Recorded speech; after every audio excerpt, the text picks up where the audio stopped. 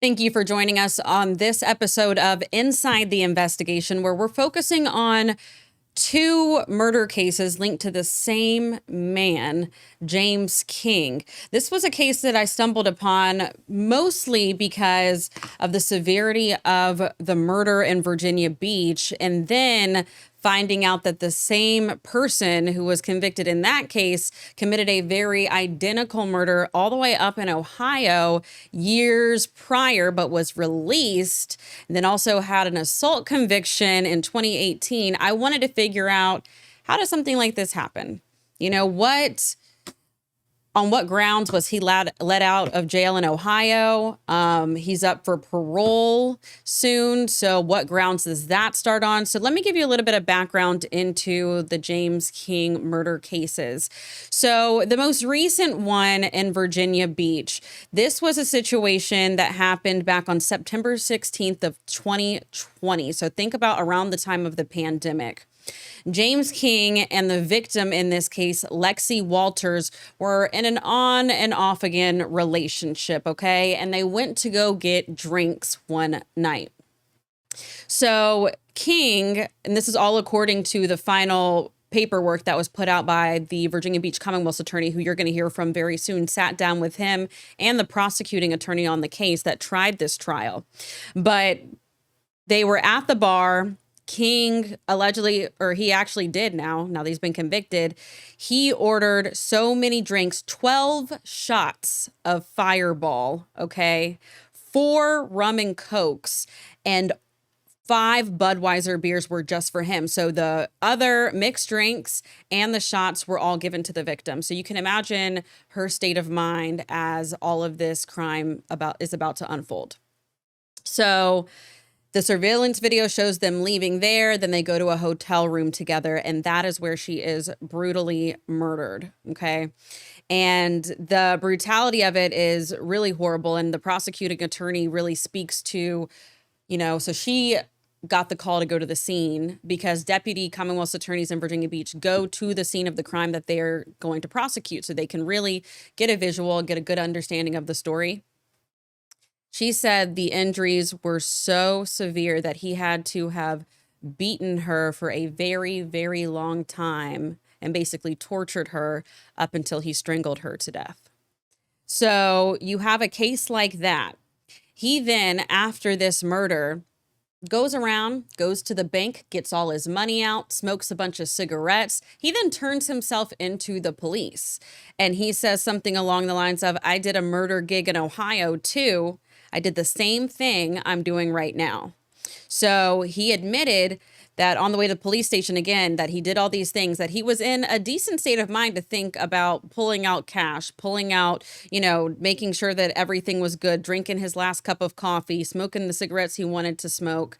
So he turned himself in, and it's at that point where officials are like, okay, how did this killer, who did something very similar before and is admitting to that again, end up out in the community able to harm someone else? Where did the system fail Lexi Walters? So in 1990, let's back up then, right? So you have that. He turns himself in. They try the case. He's convicted, 2 life sentences for first-degree murder and first-degree murder while committing object sexual penetration. She had so many bruises on her and inside of her, to give you an idea.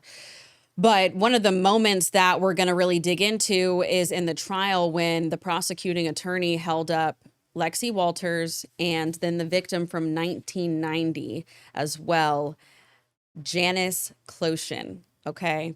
And their pictures of them after they were killed and the way that their bodies were found were so similar. She said you could hear a pin drop in the room.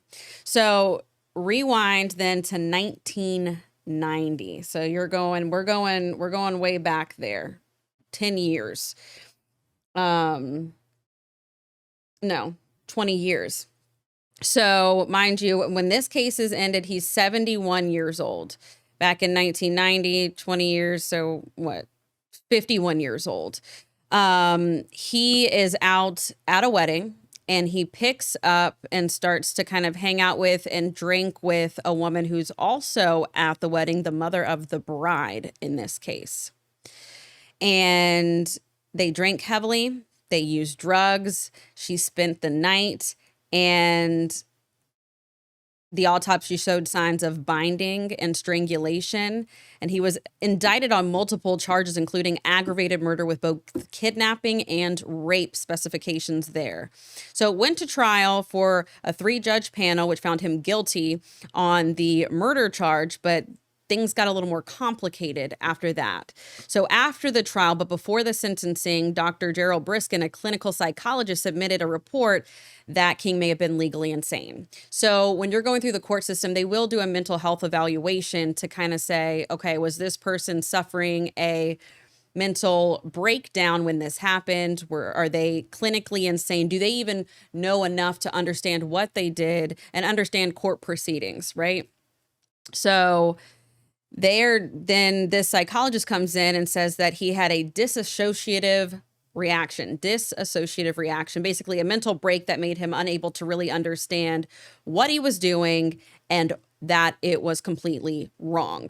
So then they gave him a whole nother trial after that, right? Saying that, some people were saying it wouldn't have changed the outcome. Some people did. But it was a new piece of evidence that completely changed things and really tweaked the story, and it raised a whole new defense of legal insanity. Ultimately, even after the second trial, he was found guilty. Now, he was only sentenced to 20 years, which happens in murder cases sometimes. It's very rare, especially with the brutality of this one. But he served his 20 years. He got out sometime after that. I believe the prosecutor said in 2016, he moves to Virginia Beach. He commits an assault in 2018. This woman lives. She lives to tell the story, and it was very heinous for her as well. But still not enough. Still not enough. You've got a convicted murderer, an assault that happens in 2018, conviction in that case, and yet this man is still out on the streets. And then you have a third victim who does not make it. So now, because of his age, being 72 now, the family of Lexi has to go to parole board hearings once a year to explain why he should stay locked up and to not give him parole, because he's up for geriatric parole. He's that old. So that's just some background of what the situation is going into this sit down with Inside the Investigation. And I'm also going to run some news stories here right after this so you can understand some of the background, and then we're really going to dig into it. I think this is a very important Inside the Investigation. So have a look. Such a beautiful soul, really. Marie Jones says she was close to her sister Lexi. Would do anything for her family, anything for her friends. She loved to work. She loved to hang out, pool parties. She was a Steelers fan. Sorry about that, y'all. We used to dance in the rain all the time. One of our favorite pastimes, cook together in the kitchen. She was a great person. Jones vividly remembers the night she found out Lexi was gone. We all just sat down for dinner, and there was a knock at the door, and there was 2 detectives, and right then my heart just dropped, and they delivered the most horrific news imaginable. Years later, King was sentenced to life in prison 2 times. The judge told King, "You'll never see the light of day again." But now he's up for parole because of his age. Geriatric conditional release allows some 65 or older to make a plea for parole if they've served at least 5 years. I was advised that it's a slim possibility, and to me, a slim possibility is still a possibility. Jones and others who were impacted by King's crimes are now making their case to the parole board, asking them to keep King behind bars. Despite his age, he has a history of reoffending, and Jones thinks if he's let out, history would repeat itself yet again.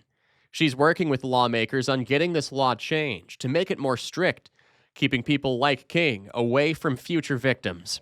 And it could be your sister, your mother, your neighbor, your cousin. It could be anybody out there, and you're going to be in this seat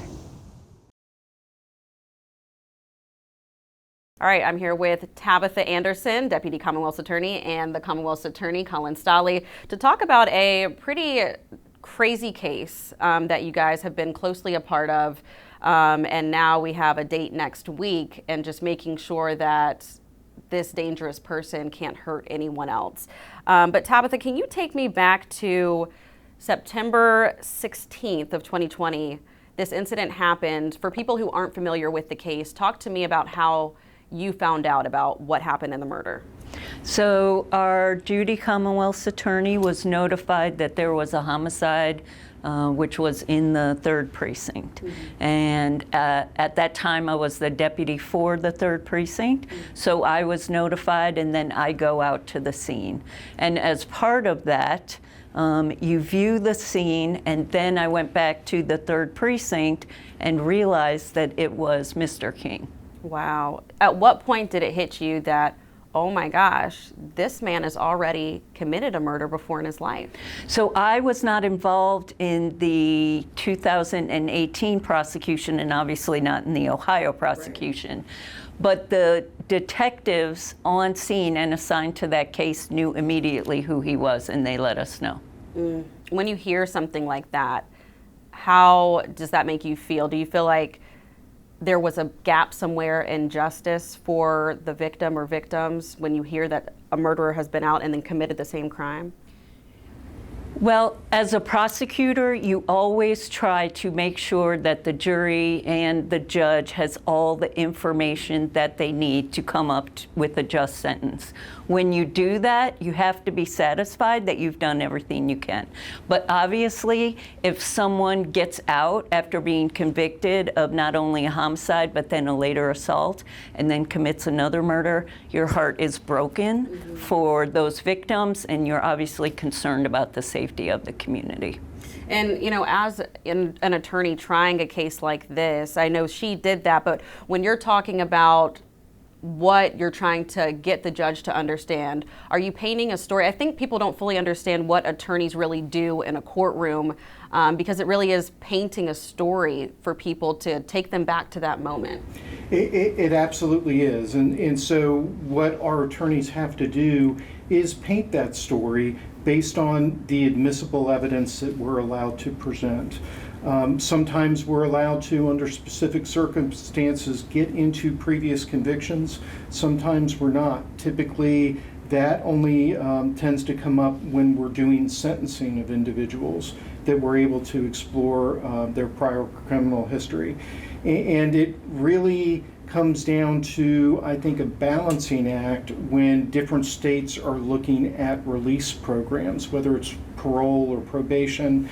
And the issue really comes down to, can we keep the public safe, and is this person going to reoffend? Obviously, in the evaluation process, whether whatever Ohio's evaluation process is, there was some breakdown because clearly this was an individual who had murdered before, violently murdered before, and he was released and put back out into the public and came to Virginia where he continued his violent acts. And, you know, this initial murder happened back in the 80s. And around that time, was it easy for other states to get criminal information from other, areas? Or, because right now we have access to everything at the tip of our fingers, but back then things were a little different. So there has been, even back in the 80s, there was a national system to look up prior criminal history, but it is not as robust as it is today. We would be able to typically see, assuming that the state involved had properly uploaded the information to the national system, we should be able to see a murder conviction. And in the history of you prosecuting cases, have you seen murderers get sentenced to just 20 years? I have seen that, and each case is treated differently, obviously. And I have seen judges give 20 years. I've seen juries come back and sentence back when there was jury sentencing for 20 years. And the same extent, I've seen juries give the death penalty when we had it, and I've seen juries give life in the penitentiary as well. So I didn't know that attorneys sometimes go to the scene? Like when you just said that you were called to the scene, and this one was very brutal from all the details that I read. Within reason, can you take me through what you went through when you got there? Sure. When we got there, she was on a couch inside one of the hotel rooms.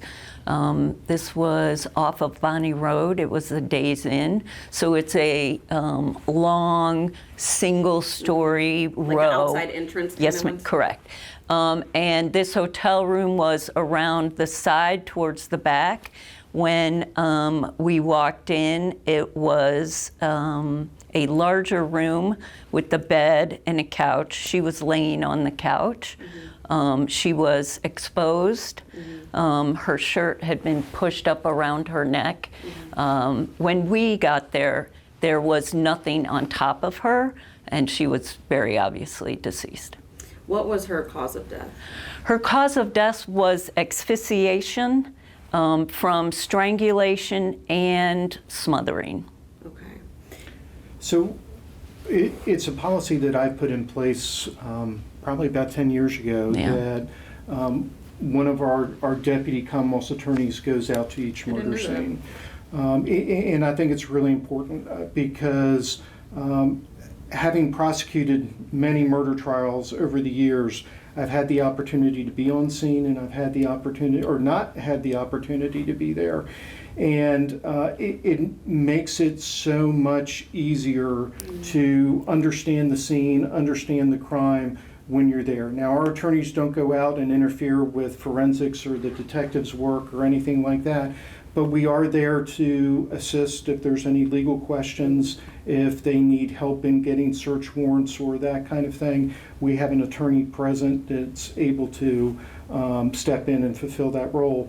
But it also provides the attorney the ability to fully understand the scene and what happened, because they're going to be the ones that are going to have to present this to a judge or a jury, and it makes it easier in the presentation.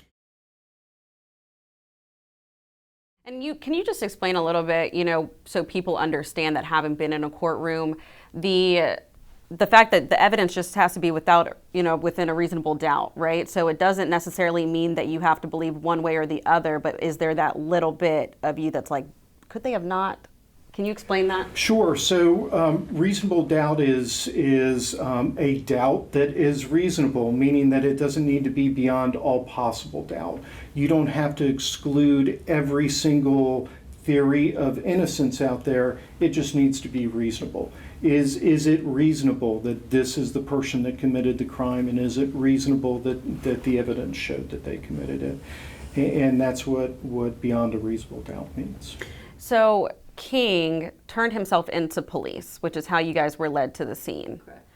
And in that situation, do you immediately put him in cuffs? How does that work when someone turns themselves in without looking at the scene first? Well, so that would be up to the police department and the officers on scene. Mm-hmm. In this particular case, he went to the 3rd precinct. They left him. This was during COVID as well. Yeah. So they So they left him sitting in the lobby. A police officer came out and a detective, and they spoke with him, because at that point they're just trying to figure out what happened. Mm-hmm. And during the process of trying to figure out what happened, once they established probable cause, then you would have to confirm with them. Mm-hmm. But then I would imagine that they would go into handcuffs and taken into custody. So from what I've read, that he, I snapped. I've done this before. When you're doing your research, or I guess working alongside police, in the hours leading up to her death, there was a situation at a bar. Can you talk about how, alcohol and all of that kind of played into her getting into that situation as well? So they were at a bar for probably a few hours. And during that time, receipts from the bar and also video cameras from the bar showed that he drank 5 Budweisers. She had 4 rum and cokes and 12 shots of Fireball. At some point, the bartender realized that he was giving all of the shots to her. So he would approach the bar, buy the drinks, then take them back to the table. And he would buy 2 at a time, so the bartender thought that it was 1 for each. Once she realized that that's not what was happening, she cut them off. I was about to say, she must have been so inebriated that, me under that many shots, even without the mixed drinks included, you're dragging me out of there. Yeah, she was obviously intoxicated, very much so. All right, so thanks for watching that really deep intake, that good conversation with the prosecutor and Commonwealth's attorney on the James King murder investigation. There's still a lot more to unpack and a lot more to unfold, and we'll do that again next week. But something that's important to note as you're watching this, if you're watching this on the week of the 31st or Labor Day weekend just wrapped up, the parole board hearing for King is this week. So Lexi's family is having to emotionally prepare to go and present evidence and really relive all of that trauma all over again. So what her and her family are now advocating for is a change in the laws there. If it's somebody who is facing that much time for such a heinous crime, they should not be able to be up for geriatric parole every year. So for many of you may have never sat in on a trial, having to get up there and testify and rewatch video and re-listen to certain things, it's extremely hard on family members, and it's something you only want to do once in your life. And now they are going to have to do it every year until this man passes away. So that's the importance of bringing this to light now. Obviously, also going to talk a little bit about, is there anything that attorneys, police could have done differently to save any of these victims at this time? And what's next? What's the next steps in all of this, and what the Virginia Beach Commonwealth's attorney has to say about this, parole situation, and what his opinion is on that. So thank you so much for tuning in for this episode of Inside the Investigation. We will have part 2 coming up next week.